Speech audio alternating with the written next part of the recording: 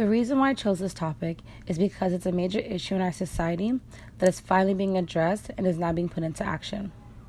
My feelings and statements upon this topic is personal, but also objective. This topic is personal because I am part of the LGBTQ2 community, and because the community are people who also deserve equal rights as any other human being. LGBTQ2 people are at higher risk of drug abuse, poverty, and violence, and we the people need to start to make a change for the better of our community, but also for the world. The LGBTQ2 community within Canada have been systematically oppressed for decades. Starting from the 1950s to the early 1990s, the ratification from the Government of Canada began its campaign of oppression against members and suspected members of the LGBTQ2 communities. Over the past years of our history, laws and policies legislated to legalize more than inequality. They approved the hatred and violence and brought some shame to those targeted. Canada created a culture of stigma and fear around LGBTQ2 communities. A purge that lasted several decades will endlessly remain a devastating act of discrimination by Canadian citizens at the hands of their own government. So today I'm here with a good friend of mine. I've known her for about 10 years, and today she's going to speak on her behalf. Her experience as a gay Black woman. I'm just going to ask you, how are you today? I'm good. Had a great day at work. I'm ready for this interview. I'm really excited. Okay, that's good to know. Okay. So the first question is, what does love mean to you? Love means understanding. Love means mutual agreements. It means comfortable, like being comfortable with somebody, being able to show someone your whole self without feeling like you're judged. Like really being able to be comfortable and like if you can't be yourself around someone, you can't love them. Okay, so basically just like good energy. Okay, that's a really good answer. Yeah. So like I've said before, I've known you for 10 years and your past relationships have been with men and now you're with a woman. Do you label yourself as lesbian, or do you have like a personal preference as how you see yourself? I don't have like a real like set in stone word for what I am, but if I was to describe what I am, I would call it pansexual, which is basically like just like I would say that I'm sexually fluid. Like I could just be with a girl, I could be with a guy. It really just depends on like the person more than anything else. Okay, that makes sense. Like I said before, you're now with a woman. You guys been together for about 2 years. I just want to know like over 2 years. Okay. I just want to know like how your relationship is going with your partner. My relationship is good. Definitely like other relationships, there's rocky roads, there's like ups and downs, whatever. But it's really about figuring out like whether or not you want to build with this person, and if that's something that you want to do, you have to be able to move past like little obstacles that life decides to throw at you. So yeah, that's how my relationship's going. Okay. It's going like a regular life, you know. I'm just gonna ask you about how was your experience coming out like out of the closet, and like how did your family react? So my mom's family, and including my mom was kind of like, I told her like, oh, like, you know, my girlfriend is my girlfriend, and then she's just like, okay, like kind of knew already. Okay. My dad was kind of like, I don't understand, I don't get it, I don't agree, and yeah, I don't talk to him, so that's how that went. But yeah, my whole mom's family, they don't really ask questions. Like, it just is what it is. It's not something that they need explained to them. It's just, that's it. Like, literally, like, when I told my grandma, she was like, okay, and like, that's your girlfriend, and like, what else? Like, yes, because love is love, right? Yeah, they don't care. Okay.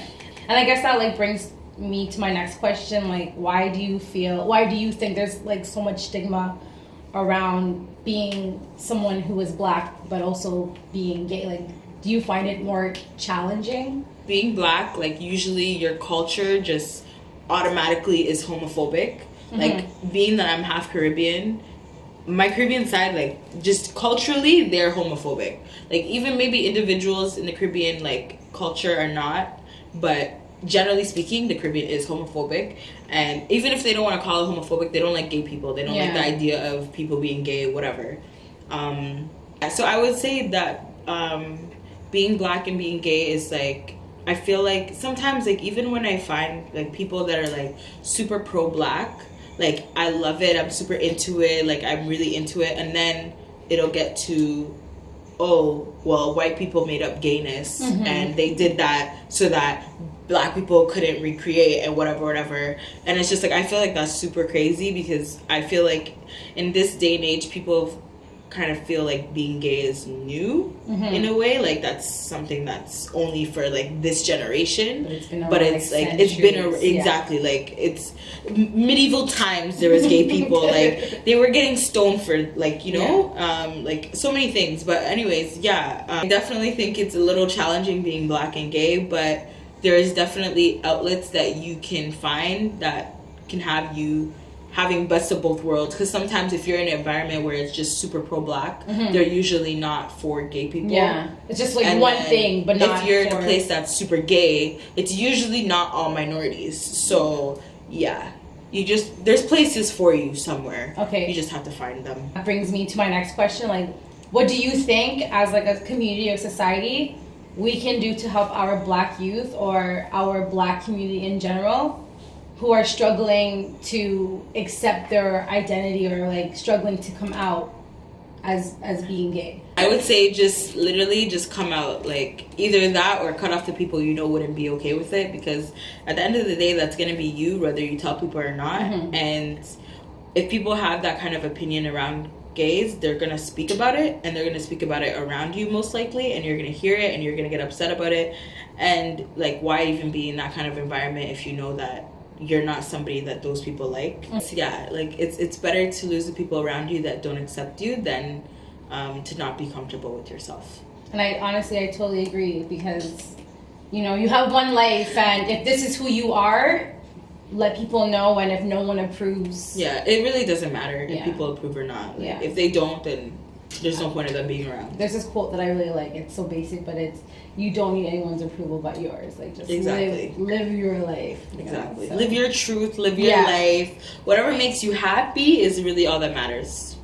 So now that I have your input on and your thoughts about the LGBT community and like how it does affect our youth, I just want to ask you more, like, I guess, personal questions, stuff that I guess you've dealt with. So have you ever dealt with racism? Probably like grade 6 or 7, I want to say. And there was a time where I had these two friends. They were twins, and like we were cool, like we were actually friends. And then there was a point in time where like they're like, oh my gosh, like I wish you could come over, but my mom doesn't like Black people. And I was like, how old were you? I was probably like grade 6 or 7. They're probably like 11, 12 years old. And like that happened, and I was super young. Like I just didn't want to talk to them anymore. I was just like, that's really weird. And I didn't, like, at that point I don't know how to navigate myself through those kind of experiences. But now that I've grown up, I definitely see where racist situations have happened, and I didn't understand them, and I didn't get them. And being older, I see a lot of like microaggressions, which is like people without speaking, they like, you can tell that they're acting based on what you look like. Body language. Yeah, like their body language is very telling of why they're acting that way. Like someone will treat me a certain way, like I said before, like on the bus. Like I'll be on the bus, so many bags with me. Someone will see that, they'll have an empty seat with like their bags, and they won't move it for me. But then someone will come on, the same race as them, they'll move their bags, and then that person will sit down. And it's like, you see me with my bags, but you didn't let me sit down. This person has no bags. And it's like, I mean, maybe you weren't paying attention to me. I don't know. But it's been more than one situation where that kind of thing has happened.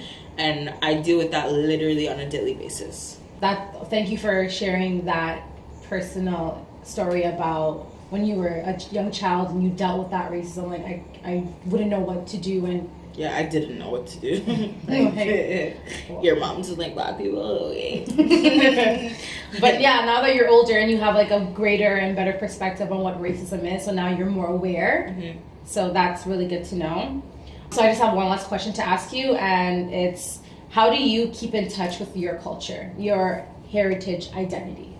I think it's pretty easy as a Caribbean kid to stay Caribbean in Toronto, or have like a lot of Caribbean influences in Toronto, because just Caribbeans kind of like, you know, like they're all over.